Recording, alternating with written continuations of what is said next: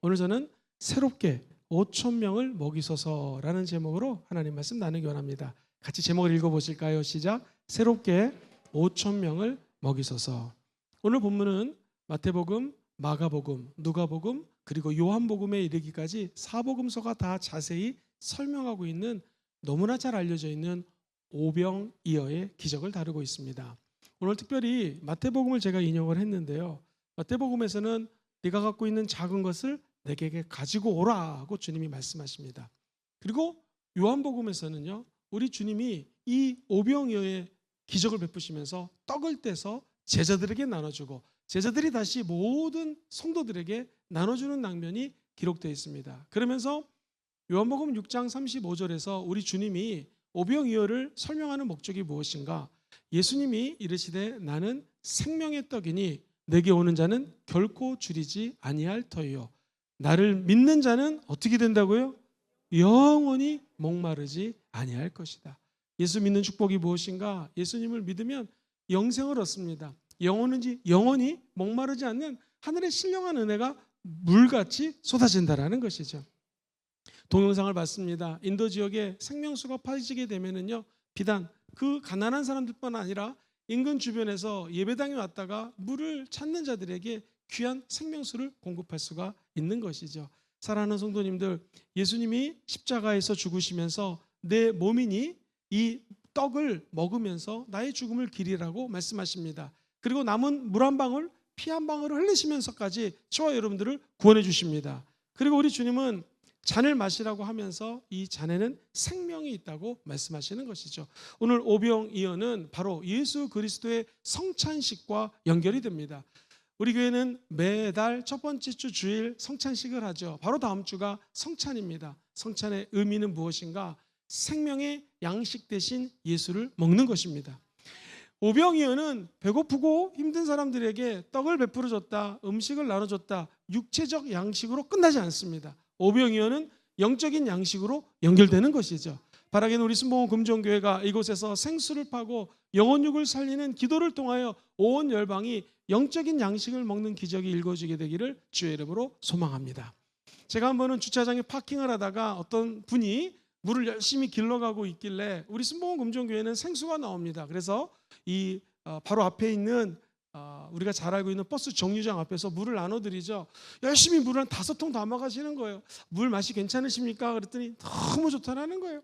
순복음 금종교에서 주민들을 위해서 좋은 일을 한다고 내가 담임 목사님을 알면 칭찬해주고 싶다고 그러더라고요. 그래가지고 제가 담임 목사입니다 그랬더니 반갑다고 그러시더라고요. 사랑하는 성도님들, 이 지역에 생수를 공급하면서 생수 마시는 분은 지역 주민들이겠죠. 그런데 우리가 이곳에서 기도하면 저 인도 땅까지 생수를 파고 정말 5천 명이 아니라 수만 명의 영혼들이 기적을 체험하는 역사가 나타나게 될 줄 믿습니다. 오늘 이 오병이어의 기적을 통하여 우리 교인들에게 주시는 두 가지 메시지가 있습니다. 첫 번째, 우리 주님은 참된 양식을 주시는 분이라는 것입니다. 같이 한번 읽어보실까요? 시작. 참된 양식을 주시는 예수님. 오병이어를 일으킨 이유가 무엇일까? 도대체 우리 주님은 오병이어를 통해서 무슨 말씀을 하시고 싶었던 것일까? 오늘 본문을 쭉 읽어보면 재미있는 단어가 두 가지가 나오는데요. 첫 번째가 빈들이라는 단어입니다. 주님이 오병이어를 베푸신 장소는 빈들입니다. 인생에서 빈들을 만날 때가 너무나 많습니다. 외롭고 실망스럽고 눈물이 나고 아무도 나를 돌아보는 것 같지가 않습니다. 근데 우리 주님께서는 말씀하세요. 내가 너를 왜 광야 땅에 집어넣는가? 왜 빈들에서 너를 살게 했는가? 성경은 이렇게 얘기합니다. 네가 이 땅에 살면서 높아지고 낮아지고 때로는 잘 되고 때로는 못 되고 산전수전을 다 겪었던 것을 기억한다. 근데 주님이 너를 낮추시고 너를 줄이고 배고프게 하신 이유는 무엇인가? 생각해보면 한 번도 만나를 안 준 적이 없고 한 번도 메추라기를 안 주신 적이 없고 우리의 손과 발을 하나님께서는 다 사용하셔서 신발을 안 준 적이 없고 의복을 안 준 적이 없고 저 백합화를 보면 안 입힌 적이 없으시고 날아다니는 새를 보면 주님이 다 먹이시는 것처럼 내가 너를 지명하여 불러나니 너는 내 것이고 인생의 광야에서까지 내가 너를 끝까지 돌봐주신다는 것입니다. 사랑하는 성도님들, 결국 오병이어에서 얘기하고 싶은 것은 우리 예수님은 저와 여러분들을 너무너무 사랑하신다는 것입니다. 우리를 불쌍히 여겨주신다는 거예요. 오늘 보면 14절에 보니 이런 말씀이 있습니다. 예수께서 나오사 큰 무리를 먼저 보셨습니다. 근데 그들을 어떻게 여기셨다고요? 불쌍히 여겨주셨어요. 그래서 병자들은 고쳐주시고 귀신 들린 자들은 쫓아내 주셨습니다. 사랑하는 성도님들, 여인이 아기를 낳습니다. 그러면 젖먹는 아이를 어찌 있겠습니까? 그 아이를 끝까지 돌봐줄 것입니다. 자기 태에서 난 아들을 국리로 여겨줄 것입니다. 그런데 우리 인간은 혹시 자기가 낳은 자식을 잊을 때가 있습니다. 심지어 자기가 낳은 자식을 버리는 부모가 있을 수 있습니다. 그런데 우리 주님 말씀하세요. 나는 너를 잊지 아니할 것이다. 우리 주님은 저와 여러분들을 절대로 잊지 않으십니다. 그리고 끝까지 사랑해 주십니다. 우리를 긍휼히 여겨 주시는 것이죠. 눈이 먼 사람이 지금 눈이 떠야 됩니다. 그때 우리 주님에게 말씀하십니다. 예수님이 오셨다라는 소문을 듣고 다윗의 예수여, 다윗의 자손 예수여, 저를 좀 불쌍히 여겨 주시옵소서. 주변 사람들이 만류합니다. 지금 어느 안전이라고 네가 이렇게 소리를 지르느냐. 다시 한번 그는 사람들의 얘기에 귀를 기울이지 않습니다. 사람들이 바라보는 나 틀릴 수가 있습니다. 문제는 내가 나를 불쌍히 여겨주시는 예수를 만나야 됩니다.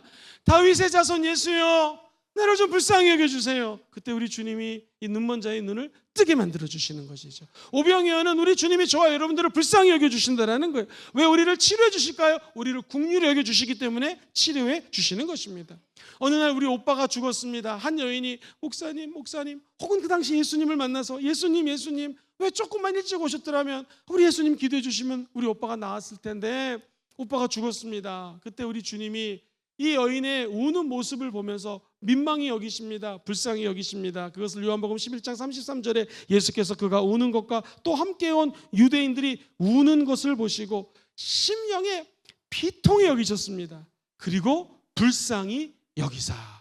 34절 읽어보겠습니다. 시작. 이르시되 그를 어디에 두었느냐? 이르되 주여 와서 보옵소서 라고 주님께 보여드립니다. 그러자 35절에 예수께서 눈물을 흘리시더라. 우리 주님은 저와 여러분을 사랑하십니다. 그리고 끝까지 우리를 용서해 주시기를 원하십니다. 우리 인생이 곤고하고 피곤한 장소, 빈들, 13절 15절 연속해서 빈들이 나옵니다. 비어있는 들, 거기는 편의점도 없습니다. 마트도 없습니다. 백화점도 없습니다. 그러니 빈들에서 할 수 있는 것은 하나도 없습니다. 주님은 그 빈들에서 우리를 사랑하시기 때문에 오병이어의 기적을 베풀어 주시는 것이죠. 오늘 예배당에 오신 분 가운데 내가 인생의 빈들에 있는 것 같습니다. 평생을 열심히 노력했는데 벌판에 나와 있는 것 같은 생각이 듭니다. 하는 분이 있다면 기회입니다. 예수님을 만나면 예수님이 여러분을 불쌍히 여겨주시고요, 여러분을 회복시켜 주십니다. 왜냐하면 예수님은 시험을 받아서 고난을 당하셨습니다. 그래서 시험 당한 사람들을 능히 도와주실 수가 있는 분이십니다. 우리의 대제사장 예수님은 갖은 고난과 어려움과 눈물과 시험을 당했기 때문에 우리가 당한 모든 시험을 주님은 다 이해해 주십니다. 그리고 불쌍히 여겨주십니다. 안아주신다라는 거예요. 그 대제사장 예수님을 찬양하기를 원합니다. 죄는 없지만 죄 있는 우리들을 용서해 주시고 끝까지 품어주시는 분은 예수 그리스도라는 것이죠. 예수님은 왜 참된 생명으로 우리에게 다가오셨는가? 저와 여러분을 사랑하기 때문입니다. 불쌍히 여겨주시기 때문입니다. 긍휼히 여기시기 때문입니다. 그래서 이영훈 목사님 같은 경우에는 응답받는 비결이 무엇인가? 하나님께 기도할 때 주여 우리를 불쌍히 여겨주시옵소서, 불쌍히 여겨주시옵소서 라고 기도할 때 목회를 하면서 한 번도 하나님이 안 도와주신 적이 없다라는 것이죠. 하나님은 우리를 불쌍히 여겨주십니다. 왜냐하면 그분은 우리의 아버지가 되시기 때문에 그렇습니다. 우리 인간은 어떤 것을 줄 때 나눠주고 싶지만 계산을 합니다. 그리고 다 드리고 싶지만 못 드릴 때가 많습니다. 그런데 우리 주님이 나눠주시는 것은 풍성한 은혜를 나눠주십니다. 예수님은 풍성하게 나누십니다. 시작. 예수님은 풍성하게 나눠줍니다. 오병이어의 기적도 아이 도시락입니다. 그 도시락이 수많은 사람들이 먹었습니다. 여자를 빼고 아이를 빼고, 즉 남자들만 5,000명, 그러면 아내가 한 명씩 있어도 10,000명, 자녀가 둘만 있어도 20,000명입니다. 부모님까지 있었으면 30,000명, 제 생각에 한 50,000명 정도가 모였을 것이라고 저는 생각을 합니다. 어쨌든 5,000명을 넘어서 수만 명이 지금 있는 상황입니다. 근데 우리 주님은 모든 사람들에게 다 떡을 나눠주고, 이게 웬일입니까? 떡이 남았습니다. 그래서 옛날 성경에는 12광주리에다가 떡을 나눠 담았다. 이 개역개정에는 12바구니에다가 그 남은 음식들을 나눴다는 것입니다. 20절 한번 다 같이 한번 읽어보겠습니다. 다 배불리 먹고 남은 조각을 12바구니에 차게 거둬. 다 배불리 먹습니다. 그리고 12바구니에 차서 먹은 사람이 여자와 그리고 아이들 이 빼고 나도 5,000명이나 되더라는 것이 하나님 말씀입니다. 사랑하는 성도님들, 우리 주님은 지금도 풍성한 은혜를 주시기를 원하십니다. 도대체 어떤 자에게 이러한 은혜를 베풀어 주실까요? 성경은 시편 기자는 107편 9절을 통해서 이렇게 노래합니다. 먼저 첫 번째, 그가 사모하는 영혼에게 만족을 주신다라는 거예요. 어떤 영혼에게 만족을 주신다고요? 사모하는 영혼. 사랑하는 성도님들, 오늘 예배를 드릴 때 사모하는 마음을 가지고 오셨습니까? 주님 사랑합니다. 주님 사모합니다. 그런 영혼에게 하나님께서는 하늘의 단비를 내려주시는 것이죠. 두 번째, 줄인 영혼, 배가 고픈 영혼, 내가 의에 줄이고 목이 마릅니다. 그런 줄인 영혼에게 좋은 것을 주시는 것입니다. 성경은 이야기하죠. 낙한 사람도 자기 자식에게는 좋은 것을 줄 줄 안다. 하물며 하늘 아버지께서 간구하는 자들에게 좋은 것 주지 않겠는가? 그 도대체 좋은 것이 무엇일까요? 누가복음은 악한 사람도 자기 자녀에게 좋은 것을 주는데 하물며 하늘에 계신 하나님 아버지께서 간구하는 자들에게 성령을 주시지 않겠느냐 하고 얘기하는 것입니다. 사랑하는 성도님들, 우리 주님은 이 땅에 오셔서 십자가에서 죽고 부활하셨습니다. 하늘 보좌 우편에 앉아 계십니다. 그리고 우리에게 고아처럼 내버려두지 아니하시고 보혜사 성령님을 보내주신 것이죠. 이 세상에서 가장 좋으신 분은 성령님이십니다. 사람들은 외면할 수 있습니다. 우리를 떠날 수 있습니다. 우리에게 은혜를 주지만 은혜를 주고도 잊어먹을 수가 있습니다. 우리 인간은 은혜를 받고도 까먹을 수 있습니다. 그러나 우리 예수님은 끝까지 저와 여러분들을 붙들어 주십니다. 그것이 바로 보혜사 성령님께서 우리 안에 들어와서 하시는 일이라는 것이죠. 성령 하나님과 늘 밀착하셔서 하늘의 신령한 은혜와 복을 받고 누리시기를 주의 이름으로 축원드립니다. 고린도 후서 9장 8절을 같이 한번 읽어보겠습니다. 시작. 하나님이 능히 모든 은혜를 너희에게 넘치게 하시나니 이는 너희로 모든 일에 항상 모든 것이 넉넉하여 모든 착한 일을 넘치게 하려 하심이니라. 이 짧은 말씀에 모든이라는 단어가 무려 4번이나 나옵니다. 모든 은혜를 너희들에게 베푼다. 주님 말씀하십니다. 그리고 너희들에게 모든 일에 항상 모든 것이 넉넉할지어다. 근데 이렇게 넉넉하고 풍성한 은혜를 주는 이유가 무엇인가? 모든 착한 일을 넘치게 하기 위함이라는 것이죠. 예수 믿고 구원받아 천국 백성 된 거 감사하시기를 주의 이름으로 축복합니다. 지난 금요일 날 말씀드렸던 것처럼 오중복음과 삼중 축복을 다 받고 누리시기를 예수님 이름으로 기도합니다. 중요한 건 이 복을 나만 누리는 것이 아니라 풍성한 은혜를 받았으면 그 풍성한 은혜를 선한 일을 위하여 사용하라는 것이죠. 진짜 복의 개념은 성령님이 우리와 동행하시는 것입니다. 그 은혜와 복을 다른 사람들에게 나누어 주라는 것입니다. 우리가 구하는 것이나 생각하는 것에 넘치도록 능히 하실 분이 하나님이십니다. 그래서 오병이어를 읽으실 때마다 우리 주님은 넘치는 은혜를 주시는 분이심을 믿고 감사하셔야 된다는 것이죠. 빌립보서 4장 19절은 이렇게 말씀을 합니다. 나의 하나님이 그리스도 예수 안에서 영광 가운데 그 풍성한 대로 너희의 모든 쓸 것을 채우시리라. 할렐루야. 지금 이 글을 쓰고 있는 사도 바울은 로마의 차디찬 지하 감옥에서 쓰고 있습니다. 빌립보 성도들을 향하여 그가 쓰는 내용은 무엇이냐면 능히 넘치게 하실 하나님이 여러분이 사용하시고 여러분이 쓰시고 여러분이 하나님 나라를 위하여 애쓸 때 풍성한 대로 너의 모든 쓸 것을 채우시라고 말씀하십니다. 그는 감옥에 있지만 하나님이 능히 채우시는 분이심을 체험했기 때문에 그런 것이죠. 우리 순복음종교의 모든 성도들이 어디를 가든 누구를 만나든 하나님의 채우시는 은혜를 다 받고 누리시기를 주의 이름으로 축원드립니다. 이제 그 받은 은혜를 나누기를 원한다라는 것이죠. 목사님 어떻게 나누실까요? 우리 주님은 작은 헌신을 축사하시는 분이십니다. 같이 읽어볼까요? 시작. 작은 헌신을 축사하시는 예수님. 사랑하는 성도님들, 다음 주에 있을 성찬식도 감사가 제일 중요합니다. 최후의 만찬에서도 우리 주님은 감사 기도를 하고 최후의 만찬을 진행하셨습니다. 사랑하는 성도님들, 우리가 아는 것처럼 이 오병이어의 기적은 바로 어린 아이의 도시락입니다. 오병이어, 조그만 보리떡 5개 그리고 물고기 2마리입니다. 주님이 이 작은 것을 받으셨습니다. 중요한 것은 주님께 작은 것을 가져가면 주님이 하늘을 우러러 축사하십니다. 이 축사가 헬라어 원어로는 감사라는 뜻을 담고 있습니다. 즉, 저와 여러분들이 아주 작은 것을 주님 앞에 올려드리면 주님께서는 그것을 하늘을 향하여 감사하시고 기적을 베풀어 주신다라는 것입니다. 사랑하는 성도님들, 오늘 본문에는요 참 재미있는 말씀이 나옵니다. 주님, 지금 때가 늦었고 너무나 배고픕니다. 이들을 먹여야 되는데 이거 어떻게 하면 좋겠습니까? 저 밑에 가서 마트에 가서 좀 먹을 것을 사올까요? 그랬더니 예수님이 아니다, 갈 필요 없다, 너희가 먹이라고 얘기합니다. 아니, 다른 성경에는 이게 이분들을 먹이려면 200데나리온이 필요합니다. 계산을 하면 돈이 필요한 것입니다. 그때 우리 주님이 뭐라고 말씀을 하시냐면 아니다, 너희들이 먹일 수 있다라는 거예요. 우리가 갖고 있는 것은 도시락밖에 없습니다. 그것도 어린아이 것입니다. 오병이어입니다. 그랬더니 주님이 너 그것을 내게 가지고 오라라고 말씀하십니다. 대부분의 영어 성경은 Bring it to me라고 적혀져 있습니다. 작은 것, 너무 작지만 그것을 주님께 가져가면 기적이 일어납니다. 내가 아끼는 모든 것들 너무나 아깝지만 주님 보시기에는 아무것도 아닙니다. 주님 손에 올려드리면 주님이 하늘을 향하여 감사하면 기적이 일어난다는 것입니다. 사랑하는 성도님들, 시집가기 위해서 엄청나게 귀하게 모은 돈으로 향유를 샀습니다. 이 향유 옥합을 정말 보물처럼 여기고 간직하고 있었는데 우리 예수님이 저녁 식사를 하고 계시는 것입니다. 언제 주님을 만날지 모릅니다. 아마 이 여인은 영적이었던 것 같습니다. 그 귀한 향유 옥합을 주님 식사하는 자리에 나서 발에 깨트립니다.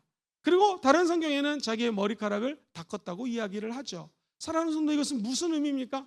원래 머리카락으로 발을 닦는다라고 하는 것은 종이 하는 일입니다. 고대 근동은 밖이 모래가 많기 때문에 집에 들어오면 손님에게 발을 닦아주는 것은 최고로 낮은 종이 하는 것이었습니다. 근데 이 여인은 예수님의 발을 닦습니다. 그것도 자기가 가장 중요시 여기는 것을 깨트립니다. 주님께서는 그것을 받으시고 어떤 축복을 해주셨을까요? 냅도람 제자 중에 한 사람은 이 옥합을 팔면 돈이 얼만데 이거 가지고 가난한 사람 도와줘야 되지 않느냐? 아니다. 이 여인이 한 것은 성경 그대로 읽어드리겠습니다. 13절에 보면은 마태복음 26장 내가 진실로 너에게 이르노니 온 천하에 어디서든지 이 복음이 전파되는 곳에는 이 여자가 행한 일도 말하여 그를 어떻게 하라고요? 기억하라는 거예요. 2000년이 지난 이 부산 땅에서 김영근 목사가 이 여인에 대해서 이야기를 하고 있지 않습니까? 사랑하는 성도님들, 우리가 아끼는 것을 주님 손에 올려드리면 주님이 감사하면 우리 삶에도 이런 기적이 일어나게 될 것입니다.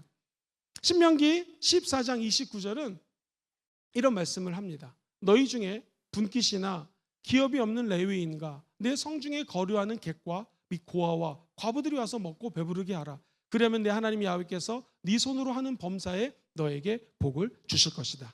사랑하는 성도님들, 이 말씀 속에 담겨져 있는 메시지는요, 부모님이 부족해서 나에게 돈을 주지 못합니다. 내가 유산을 받지 못합니다. 내가 쓸 돈이 없습니다. 이런 사람이 있다 할지라도 과부가 있고 너희 성중에 거하는 객, 즉 우리 부산 땅에, 우리는 부산 시민이죠. 저도 서울에서 이사 오니까 시장이 문자가 왔습니다. 부산 시민 된 것을 환영합니다. 아멘. 부산 시민들은요, 우리는 부산에 살고 있죠. 또는 경상남도에 살고 있습니다. 그런데 우리 부산 경상남도 시민 말고, 도민 말고 외부에서 와서 공부하고 있는 유학생들 객입니다. 객, 손님들입니다. 과부, 고아들, 이들에게 잘해주라는 거예요. 먹이라는 것입니다. 돌봐주라는 것입니다. 왜냐하면 야훼께서 네 손으로 하는 범사에 내가 복을 주리라 약속하셨어요. 누구에게? 우리가 볼 때는 작은 자, 우리가 볼 때는 아무것도 아닌 사람들. 저 외국어 대학교 올라갔더니 외국에서 온 학생이 보통 식사가 5,000원밖에 안 합니다. 우리 한국 사람들에게는 그렇게 큰 돈은 아니죠. 근데 그 청년이 이걸 먹을까 말까 밑에 편의점 가서 삼각김밥을 사 먹을까 고민하는 걸 보면서 제 유학 생활이 떠올랐습니다. 한 30여 년 전에 유학 갔을 때는 그때 호주는 잘 사는 나라였고 우리나라는 가난했습니다. 그래서 달러 차이가 있어서 점심을 컵라면으로 때울 때도 있었고, 그리고 못 먹을 때도 사실은 있었습니다. 일부러 부모님께 돈을 받지 않았기 때문에 그렇게 어렵게 유학 생활을 했던 기억이 떠올랐습니다. 근데 우리 인생은 진짜 아무도 모릅니다. 사랑하는 성도님들, 우리가 지금 만약 높은 자리에 있다 할지라도 하나님이 낮추시면 언제 낮을지 모르고요, 낮은 자도 하나님 높이시면 높이는 것입니다. 우리 인생은 알지 못해요. 사랑하는 성도님들, 제가 아는 목사님이 대교구장이었습니다. 우리나라, 아니 전 세계에서 제일 큰 교회 대교구장. 저는 그 밑에 소교구장이었습니다. 그 목사님들 하셨던 말씀이, 여러분 지금 내가 대교구장이니까 내 말 듣지만 우리 인생 아무도 모른다고, 나중에 나보다 더 큰 목사님이 여기서 나올 수 있으니까 우리는 서로 잘해줘야 된다고. 제가 시간이 지나고 보니 그분 말이 틀린 것 같지는 않습니다. 지금 내 밑에서 일하고 있는 직원도 나중에 이분이 어떻게 될지 아무도 모릅니다. 내가 저 높게만 느끼는 사람도 내가 저분보다 높아 올라갈 수가 있다는 것이죠. 하나님이 원하시는 것은 지금 낮은 자를 섬기라는 것입니다. 작은 것을 드리라는 것입니다. 소자에게, 어린아이에게 냉수한 것 준 것도 하나님은 계산을 하시고 큰 상급으로 베풀어 주신다는 것입니다. 그런 의미에서 신명기 14장 29절 한 번 더 읽어볼까요? 너희 중에 분깃이나 기업이 없는 레위인들, 즉 부모로부터 받은 재산이 없는 사람들, 또 네 성중에 거하는 객이 있느냐, 손님이 있느냐, 고아와 과부들이 와서 먹고 배부르게 하라. 그리하면 내 하나님 야훼께서 네 손으로 하는 범사에 내게 복을 주시리라. 할렐루야.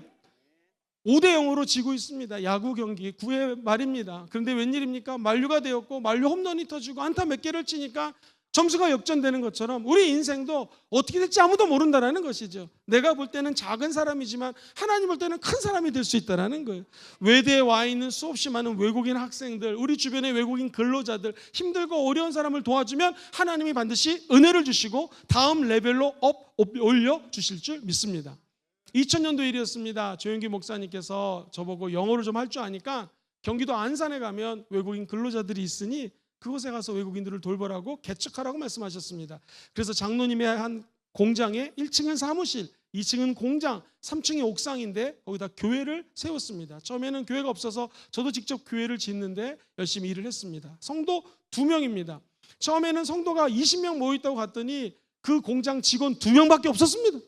그래가지고 개척을 했는데 이게 웬일입니까? 여러분 놀라지 마세요. 개척한 지 6개월 만에 450명이 주일날 출석했습니다. 예, 하나님께 감사한데요. 제가 목회를 잘한 것 같죠? 절대 아닙니다. 제가 잘한 게 아니라 여의도 순복음교회에서 입다 버린 옷을 안산으로 외국인 근로자를 위해서 보내줬습니다. 그러니까 주일날은 옷을 마음껏 가져갈 수가 있습니다. 두 번째, 미용사님들이 아침에 여의도에서 예배를 드리고 오후에 안산에 와가지고 머리를 잘라줬습니다. 의사 선생님들은요, 주일날 의사 병원을 문을 열지 않으니까 아침부터 우리 교회에 와서 예배를 드리고 아픈 사람들을 하루 종일 진료해 줬습니다. 어떤 일이 벌어졌을까요? 저 순복음 선교센터에 가면 첫 번째 옷을 주고 먹을 걸 주고 머리를 자를 수가 있고 그분들에게는 머리를 자르는 것도 큰 돈이었거든요. 그리고 중요한 것은 병원에 가면 치과 같은데 10만 원, 20만 원을 내야 되는데 무료입니다. 그런데 한 가지 나쁜 게 있는데 반드시 목사님하고 예배를 드려야 됩니다. 그래가지고 의사 선생님, 미용사님 만나기 전에 옷 가지고 가기 전에 저는 예배를 드립니다. 저는 아침 8시부터 밤 10시까지 계속 예배만 드렸습니다. 예배 드리고 예수 믿게 하고 그리고 영접기도 하고 안수기도 하고 그랬던 기억이 있습니다. 정말 작은 분들이었습니다. 한 번은 저에게 와서 목사님 저 좀 상담해 주세요. 상담했더니 사장님 월급 안 줘요. 나쁜 사장님 월급 받아주세요. 그래가지고 월급 받으러 간 적도 있습니다. 제 청년 전도사 목회 때에 개척을 해서 참 안산에서 있었습니다. 한 번 또 재미있는 일이 있었는데 그때 2002년도 월드컵이 경기가 열렸는데 기억하시죠? 4강 같이 한번 해볼까요? 좀 졸릴 수 있으니까 대한민국 예, 기억하실 거예요. 그거 저희 교회에서도 그거 틀었습니다. 그래가지고 중계방송을 했는데 너무 웃긴 건 한국 사람은 저하고 장로님밖에 없고요. 전부 외국 근로자예요. 그러면 응원을 하는데 대한민국 그 외국에서 온 청년들이 짝짝짝짝짝 하면서 하는 것이 기억이 납니다. 그랬던 기억이 있어요. 그런데 웬일입니까? 그때 함께했던 파키스탄에서 온 근로자가 지금 자국으로 돌아갔는데 그 나라의 정치 지도자 아주 높은 사람이 되었습니다. 할렐루야. 그때는 외국인 근로자였는데 시간이 지나고 나니 그 나라의 위대한 정치 지도자를 우뚝 서는 것을 보게 됩니다. 아무도 모릅니다. 우리 인생 아무도 모릅니다. 그러므로 우리가 생각할 때 너무 작은 거 주님 손에 올려드리면 주님은 그것을 받으시고 기적을 베푸시는 것이고요. 우리는 너무나 작은 사람, 힘든 사람, 어려운 사람 커피 한 잔이라도 나눠주면 하나님의 영광이 그들을 통하여 기적으로 열매를 맺게 될 것입니다. 내가 5,000명을 먹이는 것이 아니라 하나님이 우리 제자들을 통하여 5,000명을 먹인 것처럼 저와 여러분들은 우리의 작은 것들을 통하여 우리의 사랑을 통하여 우리가 섬기는 분들을 통하여 5,000명을 먹이고도 남는 기적을 베풀어 주실 것입니다. 구약에 보면 엘리사라고 하는 사람이 나오는데요, 보리떡 20개를 가지고 옵니다. 근데 100명이 있어요. 어떻게 20개 가지고 나눠 먹을 수가 있겠습니까? 떡 하나가 한 사람 용이라면 지금 5배나 부족한 상황입니다. 열왕기하 4장 42절 이하를 읽어드리면 그 사환이 이르되 내가 어찌 이것을 100명에게 주겠느냐 하나 엘리사는 또 이르되 무리에게 주어 먹게 하라. 야훼의 말씀이 그들이 먹고 남으리라 하셨느니라. 할렐루야. 내게 계산법보다 하나님 말씀이 중요한 것입니다. 내가 볼 때는 안 되지만 하나님이 된다면 되는 것입니다. 내가 볼 때는 고칠 수 없지만 하나님이 고칠 수 있다면 고치는 것입니다. 내가 볼 때는 5천 명을 먹일 수 없지만 주님이 먹일 수 있다면 5만 명도 먹이는 것입니다. 그러면서 그 다음 절 44절 읽어보겠습니다. 시작. 그가 그들 앞에 주었더니 야훼께서 말씀하신 대로 먹고 남았더라. 할렐루야. 오병이어 똑같은 기적입니다. 구약의 예언이 성취된 것이 오병이어입니다. 우리 예수님은 어제나 오늘이나 영원토록 동일하십니다. 그렇다면 2000년 전에 오병이어의 기적이 일어났다면 오늘 저와 여러분들이 나의 작은 거, 보잘것없는 거, 나의 두렵고 떨리지만 내 삶을 거룩한 산 제물로 주님 손에 올려드리기만 하면 우리에게도 오병이어의 기적이 일어나게 될 것입니다. 미래를 두려워하지 마십시오.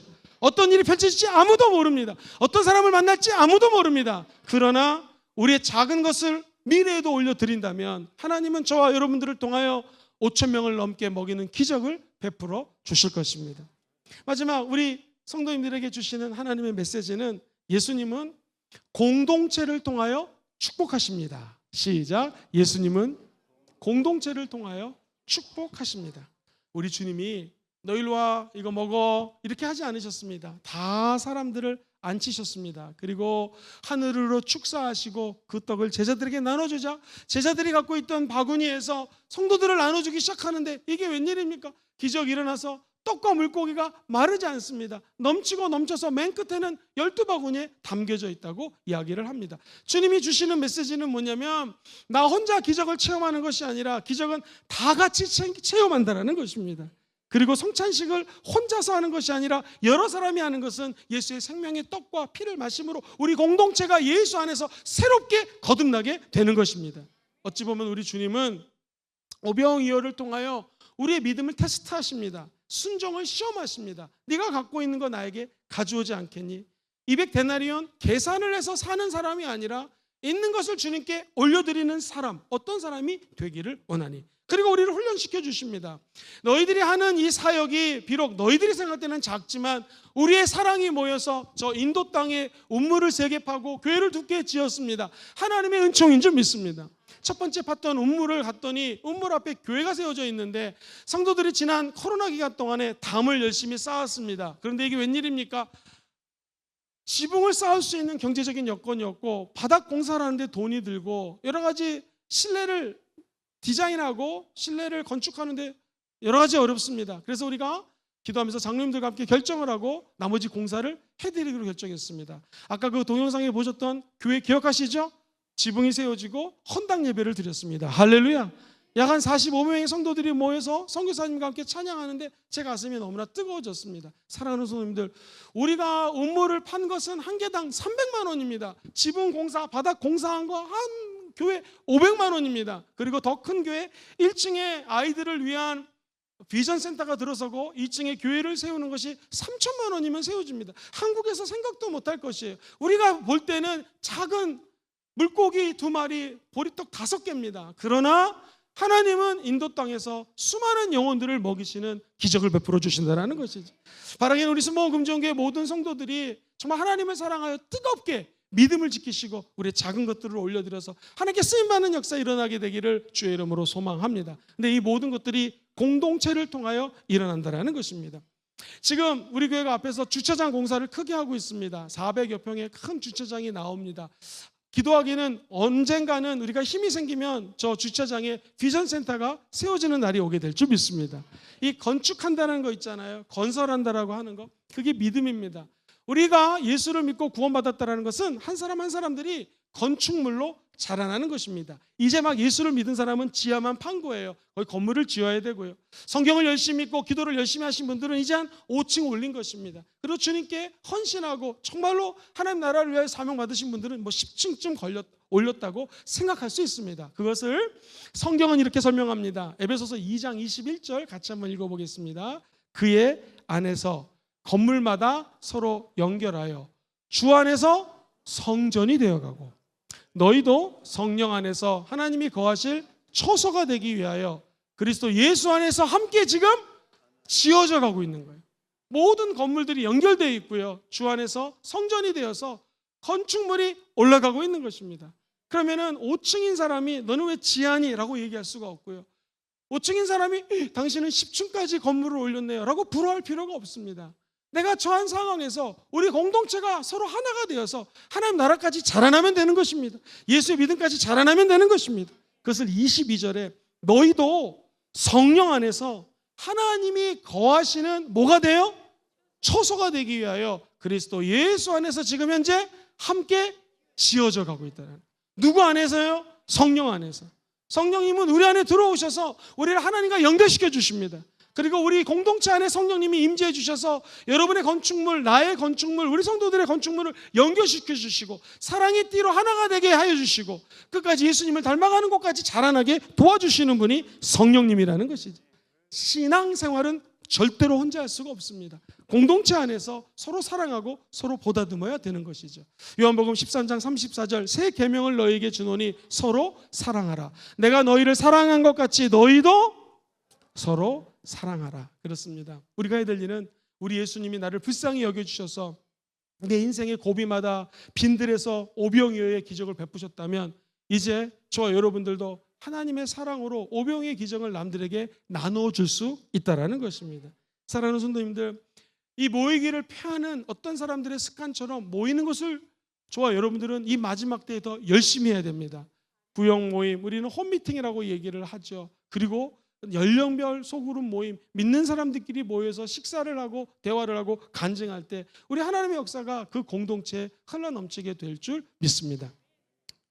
D코드로 좀 반주해 주겠습니까? 어저께 우리가 중보 기도를 하는 날이었습니다. 열심히 기도가 끝나고 저 같은 경우는 영유아부 예배가 있어서 우리 아이들 이제 예배하고 안수기도 하고 그리고 바삐 왔다 갔다 했는데 우리 청년부에 나오는 자매 한 명이 유치원 교사인데 요즘 너무나 은혜를 받았다라는 거예요. 어떻게 하나님께 감사할지를 몰라가지고 고민하다가 이게 중보기도 하는 분들의 은혜인 것 같다 싶어서 교구장님께 말씀을 드렸고 이 청년 자매가 떡을 이렇게 한 사람씩 중보기도 하는 분들에게 나눠줬습니다. 제가 굉장히 감동을 받았어요. 유치원 선생님의 월급이 얼마인지 잘 모르겠지만 이게 이 자매의 향유 옥합이 될 수도 있고 아니면 이 자매의 오병이어가 될 수도 있습니다. 마침 오병이어 설교를 준비하는데 제 마음속에 이런 생각이 들더라고요. 한 자매의 오병이어를 통하여 중보 기도하시는 분들이 떡을 먹었습니다. 그리고 그 떡을 먹고 우리가 힘을 내서 또 열심히 기도를 하게 되겠죠. 그러면 생명의 양식이 또 많은 분들에게 내리게 될 것입니다. 그 양식을 또 많이 거룩하게 하나님의 은혜로 나누게 되겠죠. 그래서 하나님의 계산법은요 정말로 인간의 계산법이라고 틀립니다. 우리보다 높고 더 크고 위대하십니다. 저 여러분들의 계산법을 좀 더 올리시기를 주의 이름으로 축원드립니다. 그래서 내가 지금 당하고 있는 고난이 힘들죠. 어렵죠. 그런데 하나님은 그 고난 뒤에 삼겨진 비밀의 세계를 열어놓고 계십니다. 이 고난을 견뎌야지 다음 레벨에서 다가오는 고난도 견딜 수가 있고요. 그 다음 레벨로 올라가도 또 고난이 있습니다. 그리고 다음 레벨로 올라가도 고난이 있습니다. 대학교만 가면 모든 문제가 풀릴 줄 알았습니다. 대학을 갔더니 웬일입니까? 군대 문제, 연애 문제, 결혼 문제, 진로 문제, 또 진로 문제들이 생깁니다. 결혼만 하면 문제가 끝날 줄 알았습니다. 청년들이요, 결혼하면 끝이라 할 것 같죠? 웬일, 애 낳아야죠, 키워야죠, 또 다른 문제가 다가옵니다. 어차피 레벨이 올라가면 올라갈수록 계속 빈들을 만납니다. 고민을 만납니다. 어려움을 만납니다. 그러나 우리가 갖고 있는 것을 작은 거지만 주님 손에 올려드리면 하나님은 저와 여러분들에게 기적을 베풀어 주십니다. 그것이 오병이어입니다. 야고보서 2장 13절 말씀을 같이 한번 읽어볼게요. 국률을 행하지 아니하는 자에게는 국률이 없는 심판이 있으리라. 국률은 심판을 이기고 자랑하느니라. 우리 주님이 저와 여러분을 사랑하십니다. 그래서 우리는 심판을 이기고 예수님의 사랑을 자랑하는 사람들로 변화되었습니다. 사랑하는 성도님들, 주님의 사랑을 끝까지 우리 영혼 속에 깊이 간직하시고 성령과 더불어서 이 인생의 여정 가운데 오병이어의 기적을 다 체험하시기를 주의 이름으로 축원드립니다. 예수님의 기적은 지금도 일어나고 있습니다. 예수님은 어제나 오늘이나 영원토록 동일하십니다. 과거를 생각해 보니 내가 살아온 것이 하나님의 은혜였습니다. 여러분 다 동의하시면 아멘 해보실까요? 우리의 과거는 다 하나님의 은혜로 살았습니다. 지금 현재도 생각해보니 하나님의 은혜가 아니고서는 살아갈 수가 없습니다. 이렇게 저와 여러분들이 예배를 드리는 것 자체가 하나님의 은혜입니다. 그죠? 죄송합니다. 만약에 우리가 다리가 부러졌거나 우리가 만약에 지금 이 예배당에 올 수 없는 상황이라면 누가 이렇게 올 수가 있겠습니까? 건강하게 와 앉아 있는 것 자체가 하나님의 은혜라는 것이죠. 그럼 우리 미래를 두려워하지 말아야 될 것은 내가 하나님께 계속 산 제물로 주님께 드리기만 하면 우리의 미래에도 주님의 풍성한 은혜가 기다리고 있습니다. 째째한 은혜가 아닙니다. 하나님께서는 기다리고 인내하고 기도하는 자에게 반드시 미래 오병이어를 베풀어 주실 것입니다. 우리 필요를 아시고 채워주시는 하나님의 사랑을 끝까지 믿으십시오. 그리고 받은 사랑을 나눠줄 때 오병이의 기적은 펼쳐지게 될 것이고요. 계속해서 하나님의 사랑을 5천 명에게도 먹이고 남는 기적이 일어나게 될 줄 믿습니다. 사랑하고 축복합니다.